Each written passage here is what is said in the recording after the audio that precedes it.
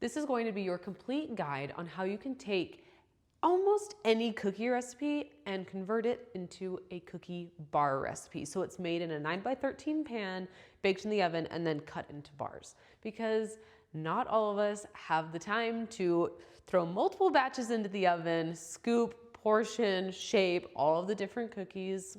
Cookie bars sometimes are just easier. I have developed and shared literally hundreds of cookie recipes on my websites over the last 8 years. And recently, I've kind of gotten into this little kick of turning my most popular cookies into cookie bar recipes. And I've found a couple of key points that have really helped this process go along smoothly and faster. And now I can turn almost any cookie recipe into a cookie bar recipe first try, and it's magical. So I want to share with you today everything that I've learned along this journey. There are some types of cookies that turn out into better bars than others. The cookie recipe you're going to want to identify is one that is a scoop and drop cookies. So these are things like chocolate chip cookies or a drop sugar cookie. You want to stay away from like using a rolling pin and a cookie cutter, those kind of sugar cookies, because those don't spread. They tend to bake up more dry than drop sugar cookies. You want to have a cookie recipe that when it is done, comes out of the oven, it is soft and chewy, okay? If you like your chocolate chip cookies crisp with like a little crunch, awesome, love that for you. Don't try to turn that recipe into cookie bars. It will not work very well. So once you've identified the recipe that you're going to turn into a cookie bar, which I'm assuming you maybe have one since you found this video. I don't know. Here is the formula that I have found works perfectly every single time. Use a 9x13 pan. Let me get one. Like this, like so. This is what I bake all of my cookie bars in. If you spray it with nonstick spray, they will just like pop out. I love it. So highly recommend. It's nothing fancy. Use a 9x13 pan. And then this is where all of your math in elementary school is going to come in handy. Or you can Google it. Like sometimes I need to do that too. What you want to do is convert your recipe, all of the measurements for every single item, so that the butter in the cookie dough is equal to 1 cup. Okay? So if your cookie recipe, which a lot of my crumble copycat cookie recipes call for 1.5 cups of butter in the regular recipe, I'm going to do the conversions to make 2/3 of a batch essentially. So I'm going to cut down that butter from 1.5 cups to 1 cup. The sugar in it, let's say that that's like 3/4 of a cup. I'm just throwing fractions out here, honestly. 3/4 of a cup. If I want to make 2/3, I would need 2/4 since it's 3/4, 2/4, which is 1/2 cup. When you do this a lot, you get really good at like halving fractions and 2/3ing fractions. Maybe that's a weird skill that I now have, but you can use Google, or a lot of the times too, I will go into Google and say like, how many tablespoons is in this 2/3 of a cup or 1/3 of a cup? And then it's easy to figure out the tablespoons, how many you're going to need. I hope you're not overwhelmed now. Welcome to my brain. So once you've done that conversion to your recipe, you're going to make up your dough like you usually do. And then instead of scooping and dropping, you're going to press the dough into your greased 9x13 pan, okay?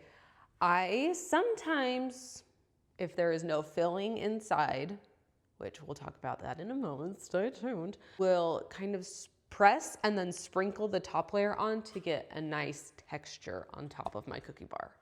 I love a good like textured bar.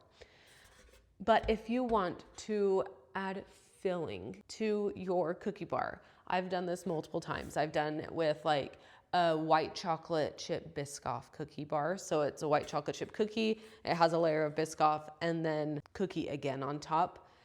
Press half of the dough and then spread your filling.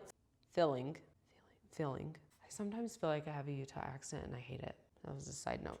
And then you're going to break the rest of your dough up into small pieces and place it on top, kind of Mod Podged a little bit, and then bake it up. And then you'll have like beautiful cracks of the Biscoff.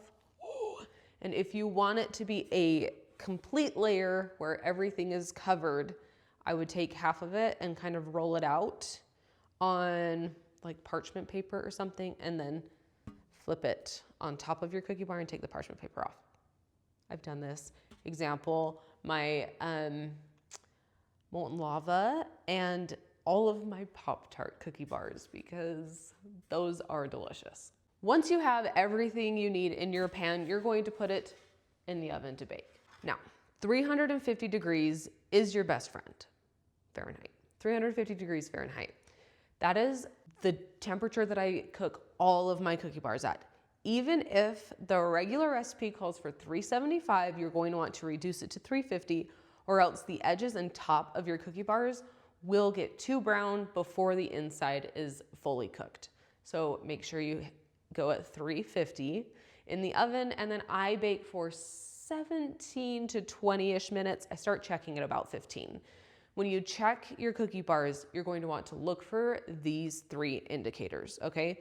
Number 1, that the edges are just beginning to turn golden brown. You don't want them brown.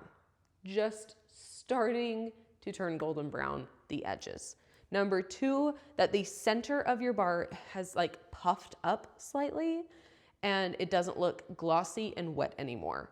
So you kind of know what that oily, buttery look of wet dough when it's baking. Do you know what I'm talking about? You can tell that it's still gooey. It's going to be more matte on the top and it's going to be puffed up slightly. And the 3rd indicator, I generally do this because I have an instant read thermometer on hand, but you just want to make sure that it's 165 degrees on the inside, and then it is fully cooked and you can pull it out of the oven. If you don't have an instant read thermometer, you can look for the other indicators.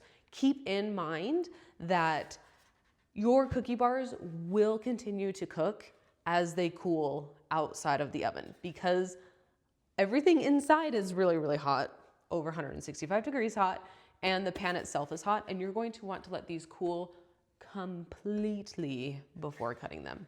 Honestly, that's the hardest part of making cookie bars, is the patience it takes to let them cool. So once my cookie bars are completely cool, we'll take like a pan. I'm just gonna show you. Once the cookie bars are completely cool, I will take a cookie cooling rack like this and flip it upside down, and then take a second one, place it on top, and flip it again so it's right side up, okay? Maybe I'll have a cool insert here to show you actually how I do it with a cookie bar. I'll see if I can find that footage. And then at this point, it is either frost or cut.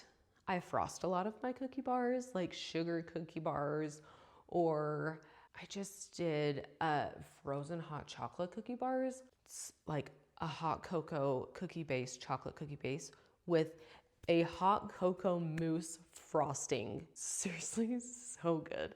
And so once you flip it out, then you frost them, and then you cut them. Frost them if they have frosting.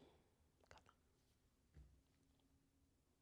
After you flip them out, you will either cut them or frost them and then cut them. If you want that frosting to be able to cut perfectly, put the bars in the freezer for like 5 to 10 minutes.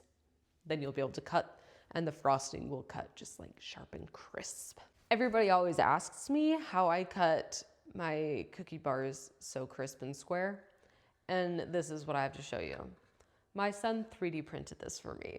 So I use it just as a guide in the frosting, or you can see it pretty well on regular cookies too. I will just press down slightly and it will give me these indents, and then I will just use a long sharp knife to go like one fell swoop, cut and just that's how I do it. And then as for storage, I store in an airtight container on the counter for like 3 days, or you can put them in the freezer for up to 3 months.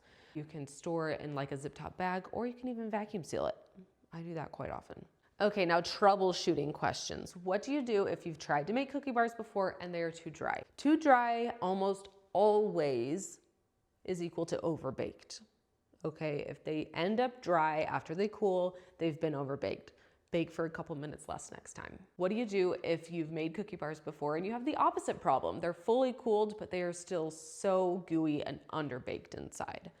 I would say to you, make sure you have an oven thermometer and that your oven is reading correctly from how you set it. So like sometimes ovens are not calibrated correctly. So you set it at 350, but it runs hot. So it runs at 375 or almost even 400. And so if that's the case, your tops will brown, it will look like it's done, but the inside is still going to be undercooked. So make sure your oven is calibrated correctly. And if it's still gooey on the inside, then I would reduce the heat by 10 or 15 degrees and then give that a whirl. Let's say that this video has just inspired you and you want to make cookie bars and get very creative. I love that for you. Please do. What kinds of things can you stuff inside of cookie bars? I have done marshmallow fluff. I have done hot fudge sauce. I've done jam. I've done like a pie filling. I've done like Nutella, Biscoff, peanut butter. Anything that spreads like that, it will turn out great. So again, we talked about this earlier, half the dough on the bottom, spread, and then kind of Mod Podge and piece on top of that. Bake and then completely cool. The only caveat here is that you're going to feel like the stuffed bars are undercooked while they're hot because the Nutella, the Biscoff, the hot fudge sauce, whatever you're choosing, isn't going to bake up like a normal cookie. So if you like tap the top, it's going to feel very soft inside, but think about melted Nutella, right? It's basically liquid gold. It's delicious, but you need to be able to wait and be patient to set that up. So that's when an instant read thermometer comes in really handy, so you can double check to make sure everything is cooked all the way through. And now if you need inspiration on cookie bars to make or cookies that you want to try to make into cookie bars, definitely visit both my websites, Cookies for Days and Cooking with Carly. Like I said, have hundreds of cookie recipes. In fact, I have a cookie cookbook that has 120 cookie recipes in the book itself. So hundreds of recipes that you can turn into bars. And like I said, I've been going through and turning the most popular ones into cookie bars already. So there's even a lot of bar recipes that you can peruse as well. If you're looking for a good place to start, I would suggest either with the Rockstar cookie bar recipe, which that is like a salty and sweet chocolate chip cookie bar, or my Loft House sugar cookie bar. I hope this video was helpful. If it was, please click to subscribe and tell your friends, share with your friends, make all of the cookies, share the love with the world. And I will see you back here next week for another video.